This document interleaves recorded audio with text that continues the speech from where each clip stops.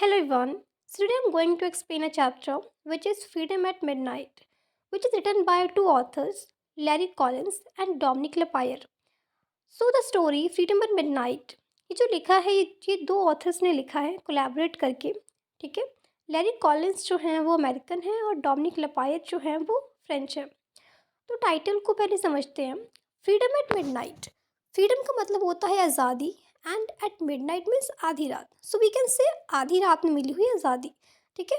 जो पूरी स्टोरी है ये 1947 के अराउंड लिखी गई है।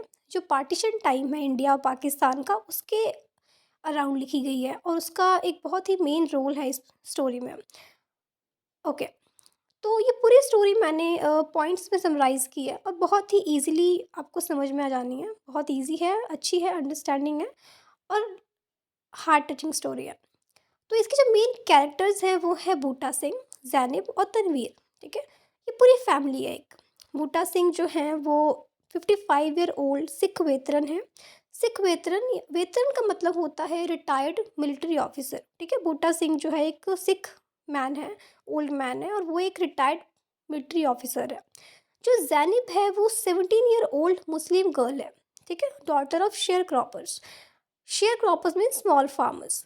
और जो तनवीर है वो इनकी बेटी है, बूटा सिंह को जैनब की, ठीक है।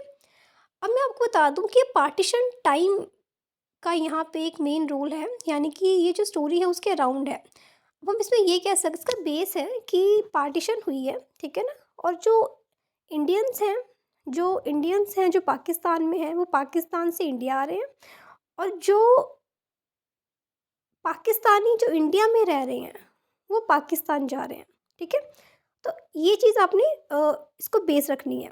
अब हम स्टोरी स्टार्ट करते हैं। Buta Singh working on his fields in September afternoon. Buta Singh जो है वो आफ्टरनून में, ठीक है, सितंबर के महीने में अपने खेतों में काम कर रहा है क्योंकि वो मिलिट्री से रिटायर हो चुका है तो अब एक नॉर्मल लाइफ लीड कर रहा है। हर्ड स्क्रीमिंग ऑफ जैनब, उसको आवाज़ें आती हैं चिल्लाने की जैनब की, ठीक है। आस्क्ड हिज कैप्टर टू फ्री हर, वो उसके कैप्टर को बोलता है कि उसको फ्री कर दो।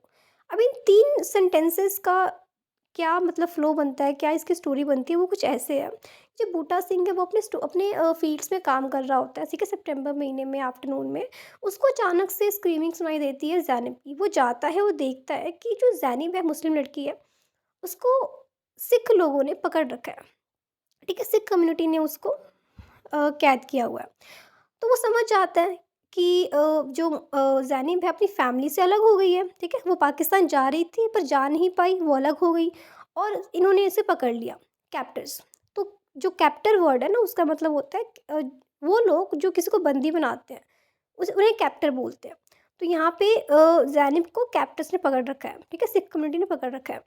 तो जो बूटा सिंह है वो कहता है उनसे कैप्टर्स को, हर कैप्टर यहाँ पे आना था, आस्ट हर कैप्टर को कहता है कि ज़ैनब को छोड़ दीजिए, पर वो नहीं मानते। बूटा सिंह, मैंने यहाँ पे कुछ पॉइंट्स नहीं ऐड किए हैं क्योंकि फिर बहुत लॉन्ग स्टोरी हो जानी थी ना, हमने स्टोरी पूरी एक्सप्लेन करनी है पर पॉइंट्स थोड़े से लिखे हैं, ठीक है। तो वो बूटा सिंह जो है वो ज़ैनब के कैप्टर्स को बोलता है कि आप ज़ैनब को छोड़ दीजिए, पर जो वो होते हैं वो नहीं मानते, वो लोग नहीं मानते, पहले नहीं मानते पर बाद में वो एक डील करते हैं। वो बूटा सिंह के साथ एक डील करते हैं कि हम ज़ैनब को छोड़ देंगे, ठीक है, लेकिन हमें चाहिए 1500 rupees. Gave 1500 rupees to her captors. Buta Singh जो होता है वो बार्गनिंग नहीं करता। जब ज़ैनब को छोड़ने के लिए 1500 की डिमांड वो करते हैं तो वो अपने हट में जाता है, वहाँ से 1500 की गड्डी लाता है, उनके हाथ में रखता है और कहता है कि अब आप ज़ैनब को छोड़ दीजिए, ठीक है। और फिर जो ज़ैनब है वो उनसे अलग हो जाती है, वो कैप्टर्स उसको फ्री कर देते हैं, ठीक है। अब हम यहाँ पे थोड़ा बूटा सिंह के बारे में जान लेते हैं। Buta Singh was not married due to his poverty and timidity. Buta Singh जो था वो 55 ईयर ओल्ड हो चुका था पर वो मैरिड नहीं था। उसके 2 रीजंस थे। पहला था उसकी पॉवर्टी, ठीक है, पुअर था वो बहुत। उसकी फैमिली जो थी उसके लिए वाइफ अफोर्ड नहीं कर सकती थी, बाय नहीं कर सकती थी। ये चैप्टर में ऐसे ही लिखा हुआ है कि there is a line that is his family was too poor to buy him a wife, ठीक है। तो हम कह सकते हैं ये चैप्टर के अकॉर्डिंग है कि वो पुअर था, वो वाइफ जो है वो अफोर्ड नहीं कर पाया। दूसरा है टिमिडिटी। टिमिडिटी वर्ड है, इसका मतलब होता है लैक ऑफ करेज या कॉन्फिडेंस, कि उसके अंदर उतना नहीं था कि वो किसी को अप्रोच कर सके। तो फिर ऐसे होता है, फिर ज़ैनिब उनसे फ्री हो जाती है कैप्टर्स से, और वो बूटा सिंह के साथ रहने लग जाती है। बूटा सिंह उसे बहुत प्यार करता है, उसका टेक केयर करता है, ठीक है ना? उसका टेक केयर करता है, उसको प्यार करता है। And one day he married her in dawn. और एक दिन क्या करते हैं कि उसके साथ ज़ैनिब की परमिशन के साथ ज़ैनिब के साथ शादी कर लेता है। सिख कम्युनिटी में जैसे लावा होते हैं ना, उसके साथ लावा लेता है, उससे शादी कर लेता है।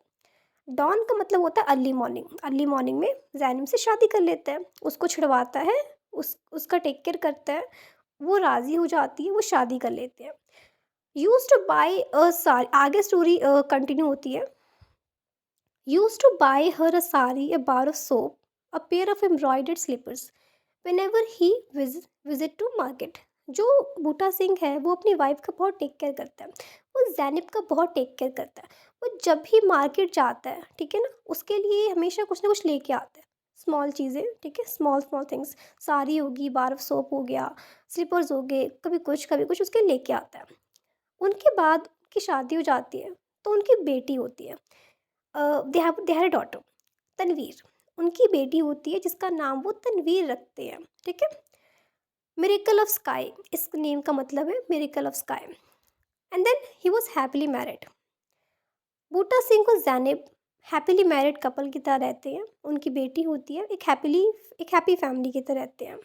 फिर एक दिन ट्रेजेडी हो जाती है उनकी लाइफ में। सेवरल ईयर्स लेटर, बहुत समय बाद, सालों बाद, उनकी लाइफ में एक ट्रेजेडी होती है। The tragedy is Buta Singh's nephew. Nephew मतलब भतीजे, भतीजे, अ पेयर ऑफ नेफ्यूज, उसके जो भतीजे होते हैं, at the thought of losing a chance to inherit his property, reported authorities.